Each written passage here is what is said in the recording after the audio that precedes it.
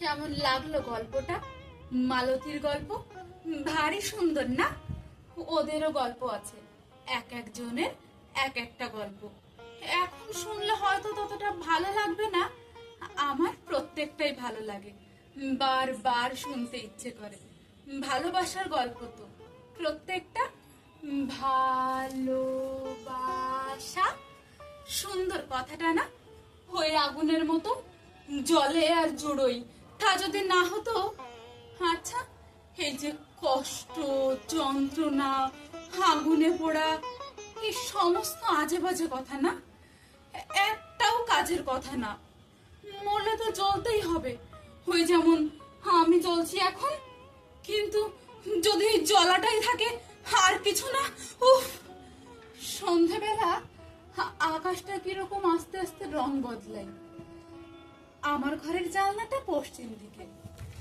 রোজ সন্ধ্যায় পশ্চিম দিকের জানলায় দাঁড়িয়ে আকাশের রং বদল দেখতাম। সেই ছোটবেলা থেকে দেখছি, 15 বছর বয়স পর্যন্ত রোজ ওই একই জানলায় দাঁড়িয়ে। তারপর 3 বছর দেখিনি। ওখানে পশ্চিম দিকে কোনো জানলা ছিল না, জানলাই ছিল না তো পশ্চিম দিক। বাইরের দিকে যত জানলা ঘষা কাচের সারসি, আলো আসে কিছু দেখা যায় না। ও সন্ধেবেলা আকাশের রং বদল দেখবার জন্য কি ছটফটাই না করতাম। শুধু মনে হতো একটা সন্ধ্যেও যদি একটা পশ্চিম দিকের খোলা জানলা আকাশের ওই রং বদল। তারপর পেলাম 3 বছর পর পশ্চিম দিকের সেই পুরনো জানলাটা। কবজা ভেঙে পাল্লা ঝুলে পড়েছে, পড়ুক। চাঁদ দিয়ে বর্ষার জল পড়ছে, পড়ুক। পক্ষাঘাতে বাবা শুয়ে আছে, থাক।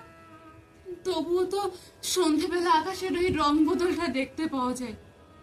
আচ্ছা, কে যেন বলেছিল সন্ধ্যের এই আলোটাকে নাকি বলে কনে দেখা আলো। কনে দেখা আলো কেন বলে? কে কনে দেখে? কিসের জন্যই বা দেখে? আর বেছে বেছে এই আলোটাকেই কেন কনে দেখবার আলো বলে? জানি না, কাকেই বা জিজ্ঞেস করব। আমি শুধু মনে মনে নিজেকে কনে ভাবতাম। এ মা, সত্যি বোকার মতো না? হে মা, এসব কি আজে বাজে বোকা চলেছি আমি? এসব গল্প হলো নাকি? ছি! এই তোমাদের কি খেলা শেষ হবে না? আমি যে জ্বলে শেষ হয়ে এলাম।